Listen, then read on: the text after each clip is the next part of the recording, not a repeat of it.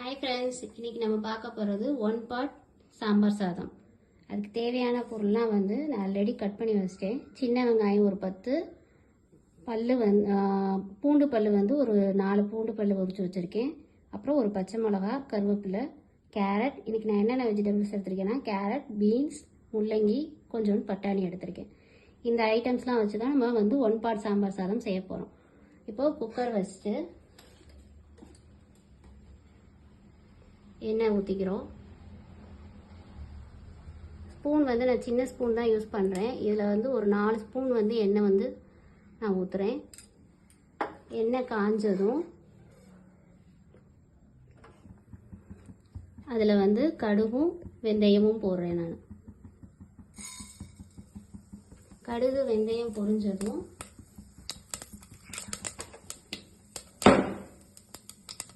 அதில் பச்சை மிளகாய், கருவேப்பிலை,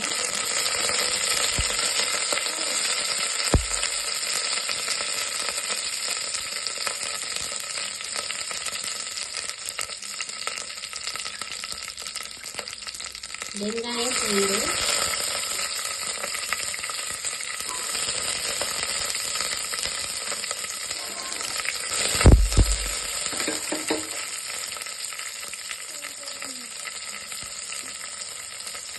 நல்லா வெங்காயம் பூண்டு வதங்கட்டும்.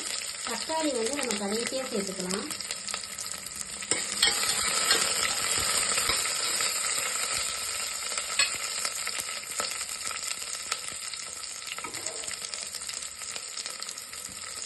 நான் ஹை ஃப்ளேமில் வைக்கிறேன், சீக்கிரமாக பண்ணுறதுக்காக. கருகிடக்கூடாது. வெங்காயம்லாம் நல்லா வதங்கணும். லைட் ப்ரௌனிஷாக வந்ததும்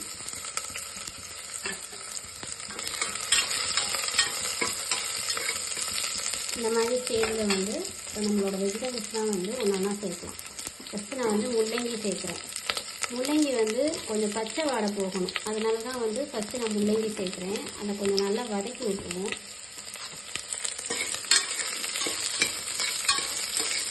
பச்சை மிளகா ஆப்ஷன் தான். உங்களுக்கு காரம் வேணும் அப்படின்னா பச்சை மிளகா சேர்த்துக்கலாம். இல்லைன்னா பச்சை மிளகா சேர்க்க தேவையில்லை. இப்போ முள்ளங்கி ஒரு 1 மினிட் வதங்கட்டும். அதுக்கப்புறம் மற்ற வெஜிடபிள்ஸையும் போட்டு நம்ம சேர்த்துடலாம். காய் நல்லா லைட்டாக வதங்கிட்டு இந்த ஸ்டேஜில் கொஞ்சம் மஞ்சள்தூள், அப்புறம் நான் சொன்ன தக்காளியை இந்த ஸ்டேஜில் சேர்த்தா போதும். தக்காளி, சாம்பார் பொடி சேர்த்தேன்.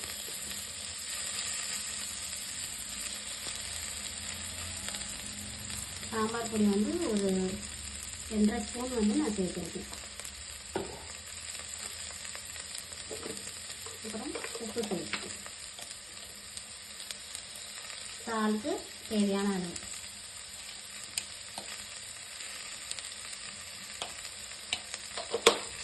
சேர்த்துட்டு நல்லா கிளறி இப்போ வதங்கட்டும்.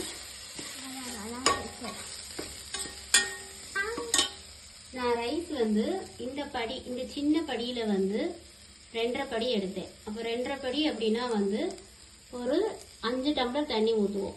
நார்மலாக நம்ம ரைஸ் குக்கரில் வேக வைக்கணும் அப்படின்னா. பட் நம்ம இப்போ சாம்பார் சாதம் செய்கிறதுனால நம்ம 5 படிக்கு ஒரு 8 டம்ளர் தண்ணி ஊற்றினோன்னா நல்லா குலைவாக வரும்.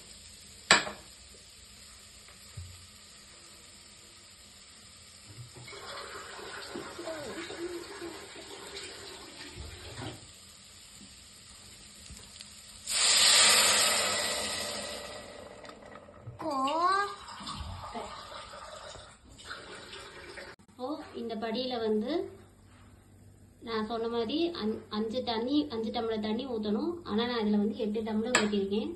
ஏன்னா சாம்பார் சாதம் நல்லா குழஞ்சி வரணும். இப்போ நல்லா தண்ணி கொதிச்சிருச்சு. இந்த ஸ்டேஜில் நான் ஊற வச்ச ரைஸையும் போடுறேன்.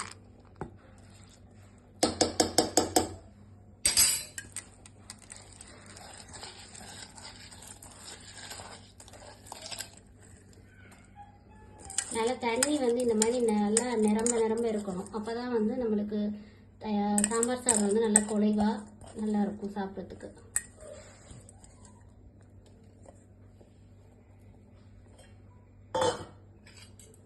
இதை வந்து நல்லா கலக்கி விட்டுரும். பாருங்கள், இப்போ ரைஸ் வந்து எங்கே இருக்குது, நம்ம தண்ணி வந்து எவ்வளோ நிறையா இருக்குன்னு. இதில் வந்து நான் வந்து கொத்தமல்லியோட காம்பு போட்டிருக்கேன். கடைசியாக இறக்கும் போது கொத்தமல்லி தூவி இறக்கிக்கலாம். இப்போ இது லைட்டாக தண்ணி வற்றினதும் நம்ம குக்கர் மூடி போட்டு வேக வச்சுருவோம். 3 விசில் விட்டு எடுத்துட்டா சாம்பார் சாதம் வந்து ரெடி. இப்போ குக்கர் மூடி போட்டு வேக விடுவோம். குக்கர் மூடி போட்டாச்சு. இது ரெடி ஆகிற வரைக்கும் வெயிட் பண்ணலாம். இப்போது நம்மளோட 1 பார்ட் சாம்பார் ரைஸ் ரெடி.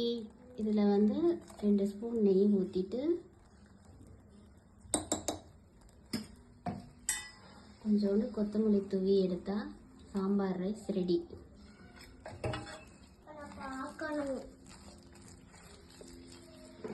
நல்லா குழைவாக இருக்கா?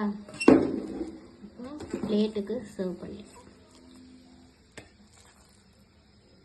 சூப்பரான 1 பார்ட் சாம்பார் ரைஸ் ரெடி. இதுக்கு நீங்கள் பொட்டேட்டோ ஃப்ரை வச்சுக்கலாம், இல்லை காலிஃப்ளவர் ஃப்ரை வச்சுக்கலாம். எதுவுமே இல்லைன்னா ஒன்றுமே வேணாம், ஒரே ஒரு அப்பளம் வச்சு சாப்பிட்டா போதும், சூப்பராக இருக்கும். அவ்வளோதான் ஃப்ரெண்ட்ஸ், சாம்பார் ரைஸ் ரெடி ஆயிடுச்சு. இந்த வீடியோ பிடிச்சிருந்தா ஷேர் பண்ணுங்கள், லைக் பண்ணுங்கள், சப்ஸ்கிரைப் பண்ணுங்கள், பெல் ஐக்கானை கிளிக் பண்ணுங்கள். நெக்ஸ்ட் வீடியோவில் பார்க்குற வரைக்கும் பாய்.